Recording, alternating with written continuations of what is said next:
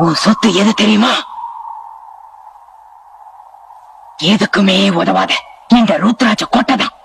நீ போகும் பாதையெல்லாம் நியாயங்கள் சபையேறு, என்னாலும் உன்னோடு உன் அன்னை மனம் வாழும், தெய்வங்கள் அருளோடு திசையாவும் வளர்ப்பு.